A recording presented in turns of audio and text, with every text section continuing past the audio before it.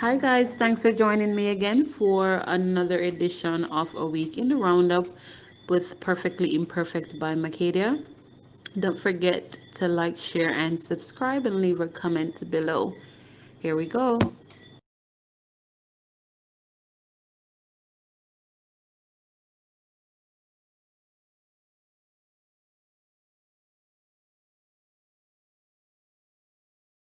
Hey guys, thanks for joining me for yet another edition of Perfectly Imperfect by Mckadia. I thought I'd come on here tonight and spoke about something that is heavy on my mind. As usual, I'm sharing my thoughts with you, and you. So tonight I wanted to talk about the past and how the past can impact your life in good and in a bad way depending on how you handle or treat it. It's important for us to understand that without your past, you cannot head in to any direction because your past gives you a sense of directive. You know where you're coming from, hence, you know where you're heading. Your past teaches you lessons um, about paths that you take that you would not take again, and some paths you take and you would do it again. Your past can be a weapon for you, and it can be a weapon for other people. But I choose to not let my past be a weapon for me as an individual because I speak freely about my past. There's no shame in my past. There are some regrets, but regrets that I learned from. My past does not hold me hostage. And that is when your past become dangerous. When you cannot speak about your past, that means that you're still in that past. When you cannot speak about your past, it means that it holds you hostage. That's another one of the things that I spoke about, which is your internal enemy. It's ego and it's pride. I'm not ashamed of my past because my past made me who I am today. My past has taught me lessons that I would not have learned otherwise.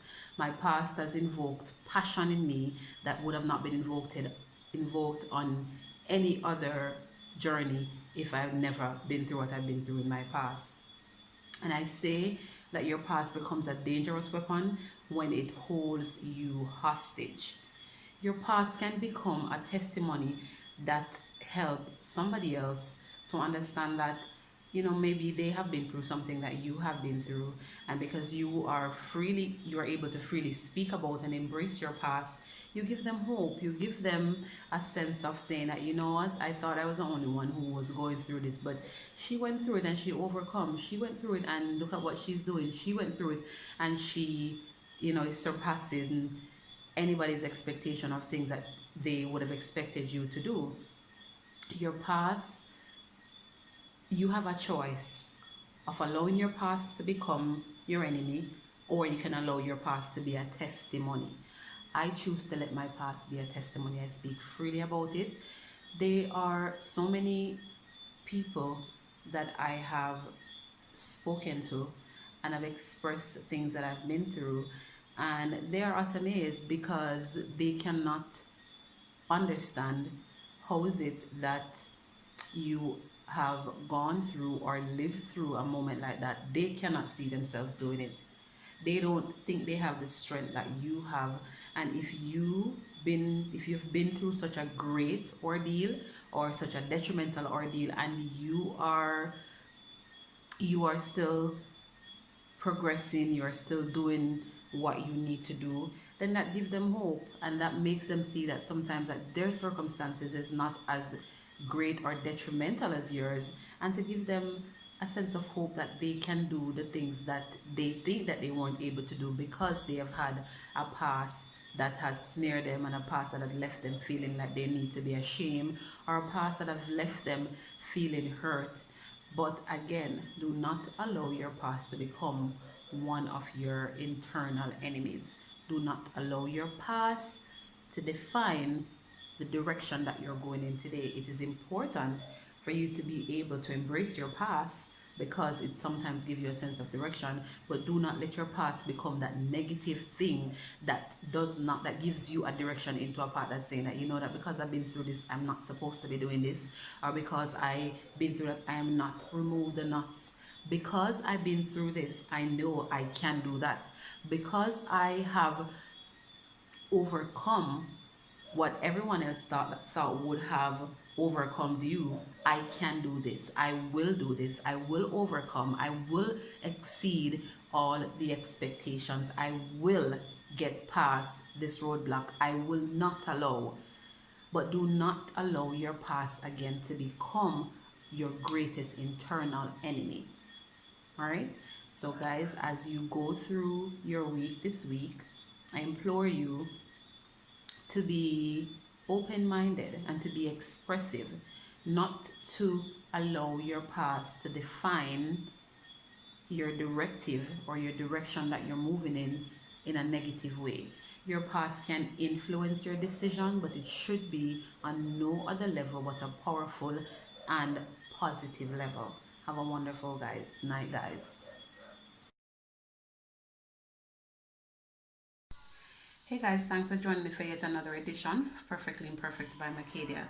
So you know how I always talk about a lot of my videos, if not all, speak so much about self and how we impact or affect ourselves, sometimes not knowing. So today I was scrolling through Instagram and I saw my friend made a video, and I watched the video, and the video basically said, be careful that you are not the enemy that is formed against yourself. Something of that sort. But that was the moral of the story. Careful that you are not the enemy that is formed against yourself. Something of that nature. And I thought about it deep, because a lot of times when we, you know, the saying or the scripture, no weapon that form against me shall prosper. And then it goes on to say, and every tongue that rises up against me shall be condemned, something of that sort. But look at it this way, guys. You see how I always talk about the words that we speak and how powerful it is and the impact it has on our lives, and we send it out in the atmosphere. It's already activated. It is just waiting to be activated. Yeah, that kind of deepness. Imagine you are your own enemy. You are the enemy that is formed against yourself, right? And the words that you speak, that same tongue that you used to speak, you are speaking against yourself. Look at the maths here. You are the weapon that is formed against yourself, and your tongue speaks all kind of evil about yourself. Honey, do you see yourself condemning yourself? Do you see yourself speaking that you will not prosper because you are your enemy? You are the enemy that is formed against you, and you are there speaking into the atmosphere. No weapon that formed against me shall prosper. You against you. You ain't going nowhere. And every tongue that rises against me shall be condemned. Your tongue, your words, you were being condemned. Do you see how deep that is? I've never, ever, ever, ever looked at it like that before. I have never thought about it from that standpoint before. I tell you, today I was enlightened watching that video, and I thought about it really deep, and I was like, wow, that's some deep, deep meds. Imagine again, you are the enemy that is formed against you. Your tongue speaks condemnation over you. My dear, we have to think about the things that are going on in our lives consciously and subconsciously, because it can become such a mess in a dark place where you're not enlightened and you're not even seeing what's going on. You're speaking against yourself, you're condemning yourself, because you are your greatest enemy. You are the blockage that is formed against you. You're everything. Like I always say, it is internally. Before it is external, it is first internal. assess yourself, check yourself first, and you are gonna see that you are the one who are procrastinating, you are the one who are stuck in an unforgiving place, you are the one who are afraid to go head on in a battle with your past. You are the one who are afraid to let go. So you are the enemy that is formed against you. And then when we don't speak life into ourselves, our own tongue is speaking against ourselves and we are condemning ourselves. Deep, deep mess, guys. Think about this. Have a wonderful afternoon.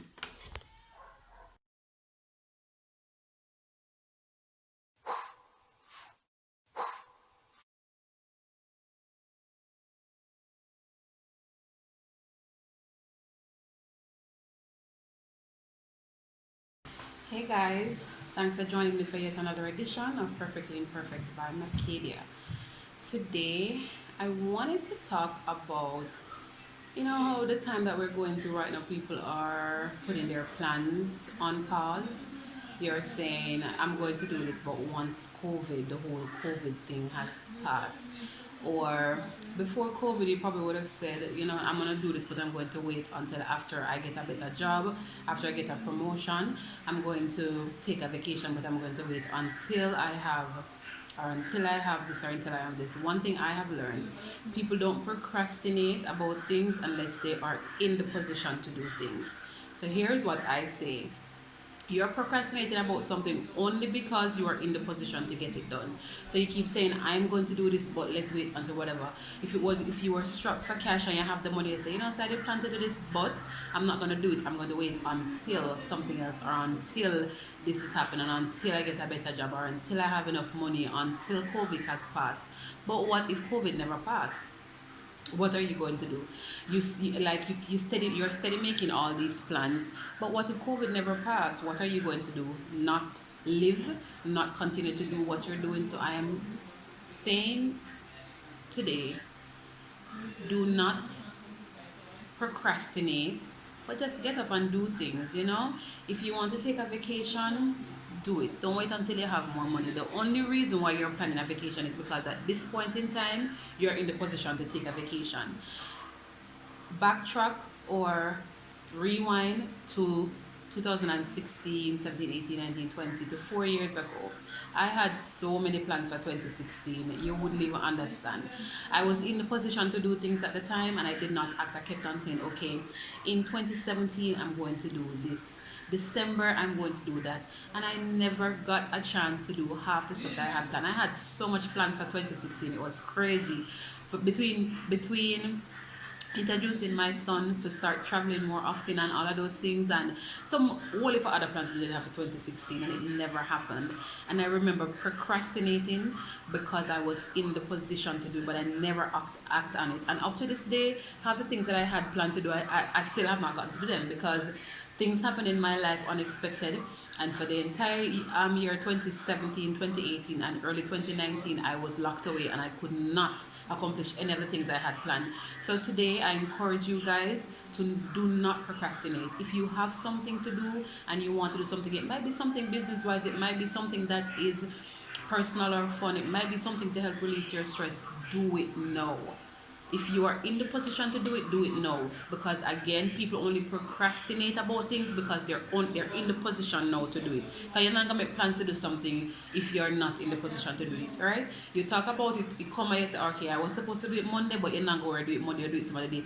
Act now. Seize the moment, right? If you want to take a vacation, if you want to propose to your spouse, if you want to get out of a relationship, anything at all that you have to have plans to do it now. Act now, because believe me, life is so short and we may make all of these plans and you never ever ever get the opportunity again to carry out those plans. So when you make your plans and the opportunity arises for you to seize the moment and live and just pursue those things that you have planned, do them. I implore you guys to act now and quit with this heap of procrastination.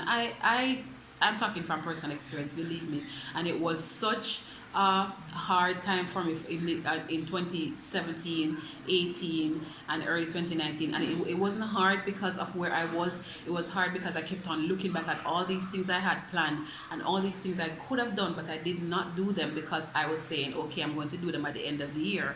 I had plans for me and my son, and I said, okay, 2017, this is going to happen. December, this is going to happen. And again, none of them happened. So guys, from personal experience, and I'm sure that many other people can relate to this, if you have something to do, seize the moments, live in the now, be present. Because again, I spoke about this a couple of weeks ago.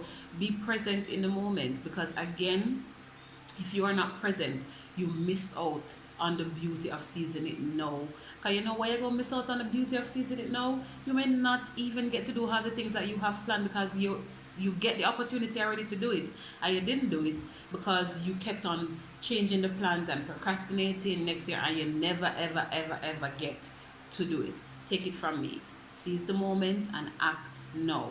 Forget about procrastination. If you can do it now and you're in the position, do it now. Again, people don't procrastinate unless they're in the position to do something. All right, guys? So no procrastination. Ready to get it done, get it done, get it out the way. Seize the moment, earn the experience, and just get it done. Have a wonderful weekend, guys. Hey guys, thanks for joining me for yet another edition of Perfectly Perfect by Mckadia. So hot on my agenda this morning are fathers again. I was reading a post about this gentleman who was just venting about how what an experience he was having with his child's mother, and the fact that he wants to be a good father. And outside of that post, I have had personal experience with other men who are trying to be great fathers, or be present and active fathers in their children's life, and out of bitterness from the child's mother, it's they are being prevented from doing so. So today it's hot on my agenda, so I want to talk about it. I want to share my thoughts on it. And I think, guys, women, we need to understand that once we have become mothers, or we've become parents, we've relinquished all rights to be selfish.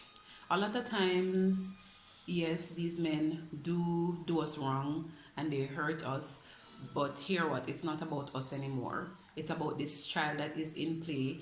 It is about how the father being in this child's life is going to affect her or not affect him or her, or the impact that it may have on them psychologically going forward.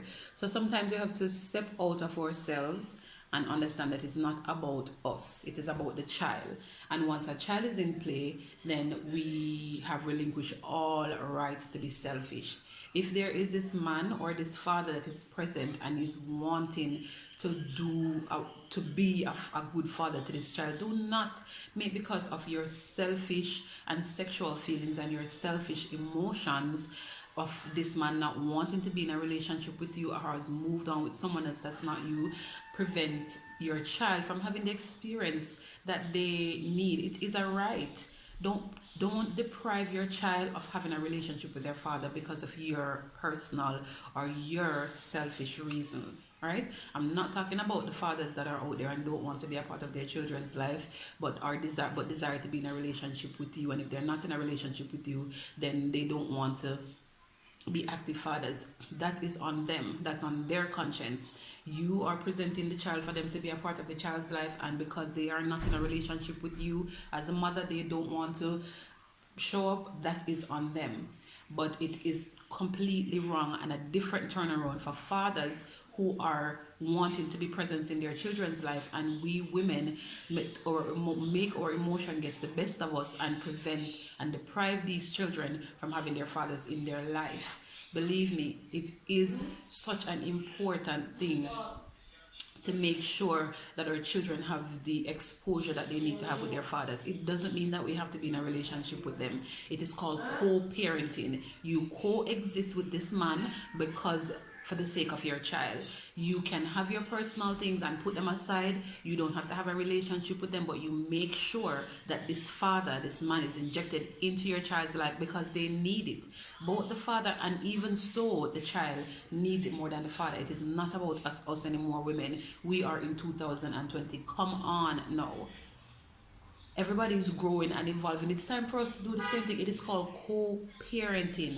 Co-parenting. You don't have to be a part of this man's life, and you don't need to care about who they are involved with, as long as the other partner that they're involved with is 100% involved, not 100%, but they deal with your child the same way that you would deal with the child. They take care of them, they're respectful, they're not hurting them. And that's the only thing that should be your concern. The only responsibility this man has to you is to make sure that they are present in your child's life and they are being great fathers in your children's life. All right, so ladies, come on, it is 2020. Let's grow up, let's change, let's make a difference. It's not only on the men's part, because a lot of men are trying to do right by their children, but we as women sometimes are preventing them because of our own personal reasons. Stop being selfish, ladies. Come on, have a wonderful weekend. Thank you for watching, and I hope you enjoy the content. Stay tuned for more motivational and power talk content. Thank you, guys.